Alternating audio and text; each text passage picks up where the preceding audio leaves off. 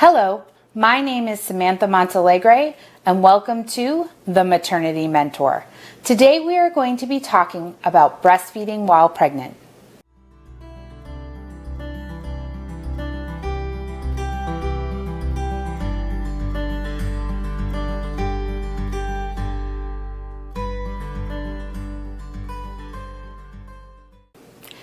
Thanks for joining us. Today's topic is breastfeeding while pregnant. For anyone who doesn't know me, I have been a registered nurse since 2009. I have spent my entire career working in the maternal newborn nursing area, including mother-baby postpartum, NICU, antepartum, and labor and delivery. I have practiced as an IBCLC since 2012 and have been maternal newborn nursing certified since 2013. I have received specialized training in perinatal mood and anxiety disorders, as well as perinatal bereavement. Breastfeeding your baby can be a very fulfilling experience, and doing so while pregnant can be highly rewarding. Deciding whether to continue breastfeeding is a very personal decision and should be made in consultation with your healthcare provider. It's important to understand how breastfeeding works in the body and in practice in order to make this decision. Some statistics about breastfeeding. One study of 179 mothers who had breastfed for at least 6 months found that 61% also breastfed during a subsequent pregnancy. Of these mothers, 38% nursed both a newborn and toddler postpartum, which is known as tandem nursing. Tandem nursing is breastfeeding a newborn along with an older child. There are numerous benefits of breastfeeding. Breast milk provides children with nutritional and immunological boosts. Weaning before age 2 has been found to raise a child's risk of illness. The American Academy of Pediatrics recommends a minimum of 1 year of breastfeeding, and the World Health Organization calls for 2 years or more. Now let's talk about breastfeeding and contractions. While breastfeeding, both pregnant and non-pregnant women can experience contractions. This is caused by the hormone oxytocin. Oxytocin is known as the love hormone or the milk ejection reflex hormone, and it tells the breast tissue to contract and eject milk. Oxytocin also tells uterine tissue to contract. When a woman experiences nipple stimulation, it causes the release of oxytocin in the body. All women can experience uterine contractions during breastfeeding. However, they are usually too mild to be noticed, even during pregnancy. This is because less oxytocin is released in response to nipple stimulation when a woman is pregnant. Also, the uterus usually has a stifled response to oxytocin prior to 38 weeks of pregnancy as the focus is growing the baby. At term, the uterus turns on in preparation for labor and responds powerfully to oxytocin. However, even at a high dose of synthetic oxytocin or pitocin, it is unlikely to trigger labor until a woman is at term. It should be noted that some mothers can experience intense nursing contractions, which are like Braxton Hicks contractions. They usually cease soon after the breastfeeding session ends. Braxton Hicks contractions are irregular contractions of the uterus that can occur towards the middle of pregnancy, can be earlier or later, and differs from woman to woman. Despite all this information, many still believe breastfeeding can cause preterm labor due to the contractions it causes. Currently, there are no studies examining this question. However, there are countless anecdotal reports of mothers who have breastfed throughout pregnancy and have given birth to healthy term babies. There are also reports of mothers who breastfed during pregnancy and experienced preterm labor and miscarriage. However, there is no data to explain if breastfeeding was a contributing factor to these events. If you do continue to breastfeed while pregnant, it's important to know the signs and symptoms of preterm labor. Contact your provider immediately if you experience any of these possible warning signs. 4 or more uterine contractions in 1 hour where the entire uterus is tight, hard, or balled up to the touch. These contractions may or may not be painful.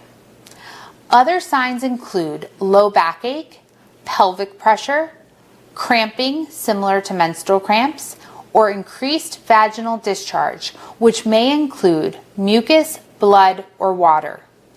If you have any contractions that bother you or experience symptoms of preterm labor while breastfeeding, end the breastfeeding session and contact your medical provider immediately. Breastfeeding during pregnancy has many benefits, but it also can have some challenges. Some challenges can include nausea, sore nipples, concerns about milk supply, and fatigue. Morning sickness can be a real issue for mothers choosing to breastfeed while pregnant. Your body can be depleted of the nutrients and fluids it needs to produce quality breast milk and grow a developing baby. If your morning sickness is severe and you are losing weight early in your pregnancy, you will need to discuss your choice to breastfeed with your provider.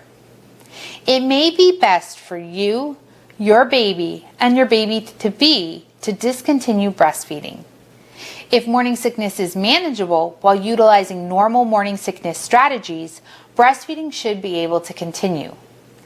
Make sure you have spoken to your provider and that they support your decision and your breastfeeding plan. It should be noted that nausea can also happen due to letdown. If your milk supply is strong when you deliver, you can breastfeed your newborn and your older baby. Make sure the newborn always gets fed first to ensure the new baby receives the necessary nutrition to grow and thrive. Continuing to breastfeed a toddler can also help them adjust to the new baby. If nursing is not working, you do not need to fully wean or quit breastfeeding. You can always do both, breastfeed and supplement with formula. If that does not work for you or your family, don't feel bad or guilty about discontinuing breastfeeding. Any amount of breastfeeding is a win and creates a bond that both mother and baby will enjoy forever. Now let's talk about some of the steps you can take for successful breastfeeding while pregnant. Step 1 is to check with your healthcare provider first. It is never wrong to be careful or cautious. Generally, breastfeeding while pregnant is safe. Rarely is breastfeeding during pregnancy harmful, and the risk of miscarriage is small. However, there are certain circumstances when your doctor may advise you to stop breastfeeding. These can include if your pregnancy is deemed high risk, if you're at risk for miscarriage, if you're carrying twins or multiples, if you have been experiencing uterine pain or bleeding, or if you have been advised to avoid sex while pregnant. If your provider advises you to discontinue breastfeeding, please remember your provider is looking out for you and your baby and trying to ensure that you have a safe, healthy pregnancy. Remember, you did an amazing job getting this far, and now it's time to take care of your new baby. Step 2 is to sit or lie down while breastfeeding. Breastfeeding requires a lot of energy and can cause fatigue. Sitting or lying down while breastfeeding can conserve energy and give you extra time to rest. Tips to increase success include making sure the spot is relaxing, trying different positions to get comfortable, and bringing a water bottle in case you get thirsty. Step 3 is to monitor your milk supply. Many women will experience a decrease in their milk supply 4 to 5 months after birth. Often, this is when babies are starting to eat supplemental foods, which augments any decrease in milk supply. Mothers who get pregnant while nursing will often have a baby or toddler that is already eating other foods, so a small drop in milk supply should not adversely affect the breastfeeding child. Your milk supply will probably diminish during mid-pregnancy, and the consistency of your breast milk may also change as the milk transitions back to colostrum for the new baby. Some breastfeeding babies will notice the reduction in milk supply, and they may object to the change in taste or consistency. Other babies will not notice or care and continue to breastfeed as usual. For babies that notice the changes to your breast milk and dislike them, those babies will usually self-wean. For babies that continue to breastfeed, Make regular visits to the pediatrician to make sure they are gaining weight appropriately. If your baby does continue to breastfeed, remember the first few days after your newborn has been born can be tricky. Your colostrum is needed by the new baby. Additionally, the new baby needs plenty of time to practice breastfeeding and experience skin-to-skin contact. Letting the older baby or toddler breastfeed after the newborn has been allowed to eat from both breasts first is probably the best solution until your milk comes in. Step 4 is to consider your diet and calorie intake. Breastfeeding while pregnant means essentially that you are now eating for 3. Eating a nutrient-rich, healthy diet is essential to success and good health. Try to get at least 4 servings of protein and 6 servings of calcium each day. It's also important to drink at least 8 to 12 glasses of fluid per day, preferably water. In addition to a healthy diet, additional calories will need to be consumed to both keep up with your milk production as well as grow your baby. You will need around 500 more calories per day if your child is eating other foods besides breast milk, or 650 more calories if your baby is less than 6 months old. Additionally, each trimester has unique calorie requirements above those previously mentioned for the growth of the baby. The first trimester does not require additional calories.